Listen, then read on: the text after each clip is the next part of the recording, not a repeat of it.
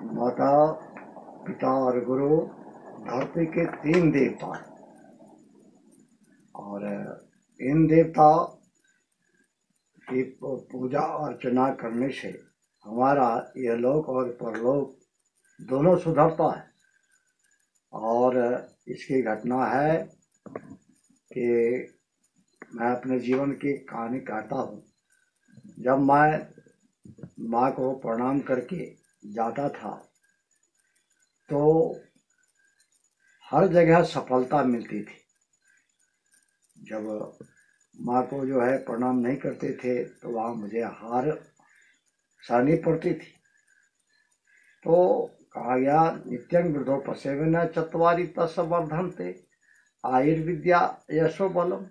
जो लोग अपने माता पिता, बुजुर्गों और गुरुजनों का सम्मान करते हैं, आदर करते हैं, उनके जीवन में चार चीज़ों की बढ़ोतरी हो जाती है।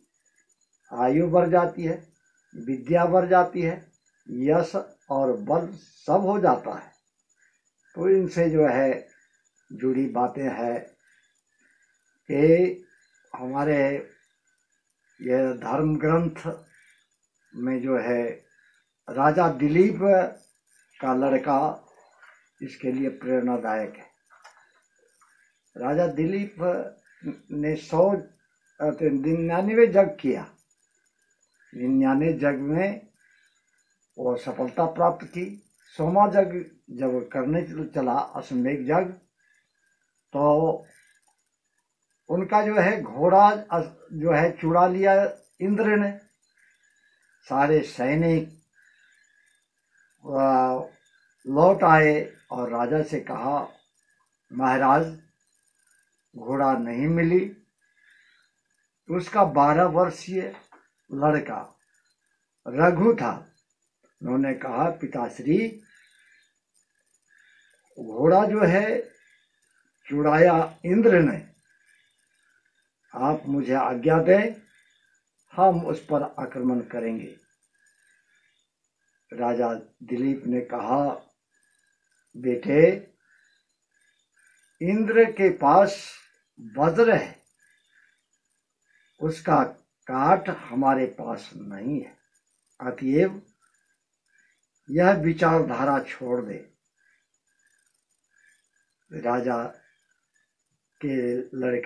राजा का लड़का जो है रघु, उन्होंने कहा, पिताश्री आपने 99 यज्ञ किया है, वह 99 यज्ञ का फल और साथ ही साथ मेरी माँ ने जो धर्म कर्म किया है उसका फल, और हमारे कुल गुरु वशिष्ठ जी हैं, उन्होंने जो लव मात्र अगर सत्संग जो किया है उसका जो है फल आशीर्वाद मुझे प्राप्त हो जाएगा।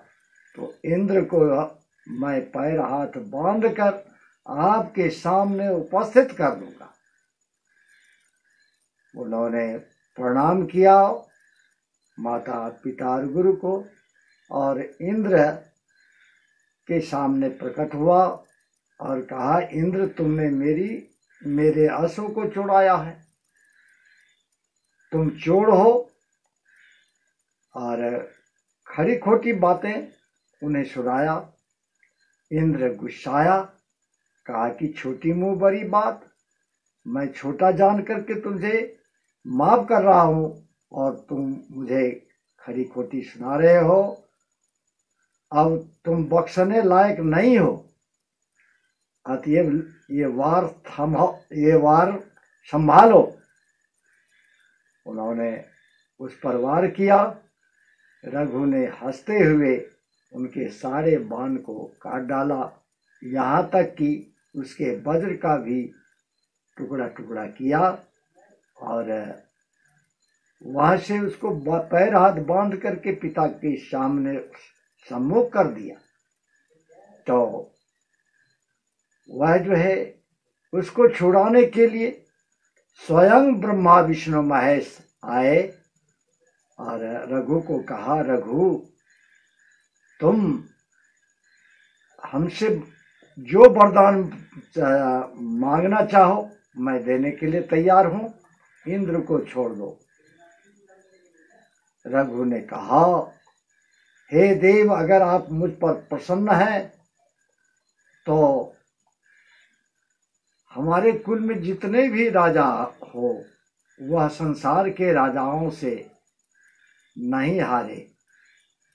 तीनों देवों ने उन्हें आशीर्वाद दिया, हे मस्तु, ऐसा ही होगा।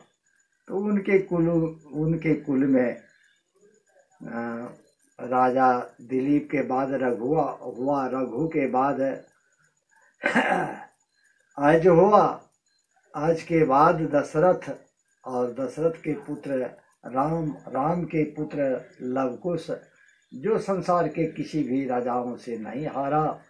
अतएव हम लोगों को चाहिए कि अपने माता पिता और गुरु का सम्मान करें और उनके कहे अनुसार चलें, तो हमारा यह लोक और परलोक दोनों सुधरेगा।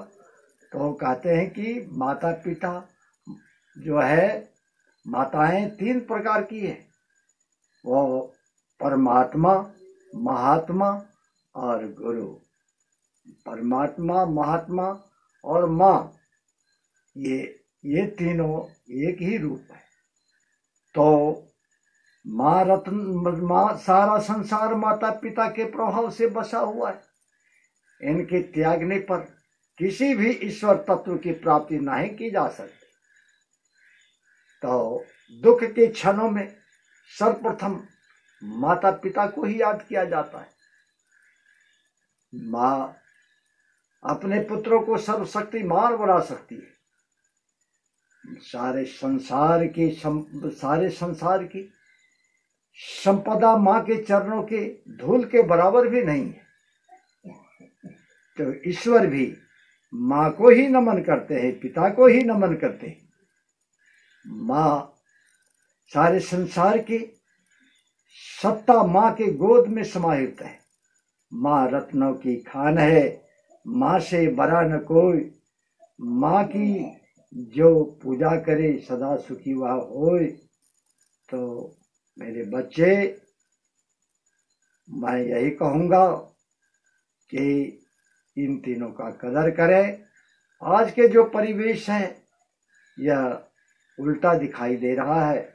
वे अपने माता पिता बुजुर्गों का सम्मान नहीं करते, अतएव वे परेशानी में पड़ रहे हैं और दुख उनके जीवन में छाया हुआ होता चला जा रहा है।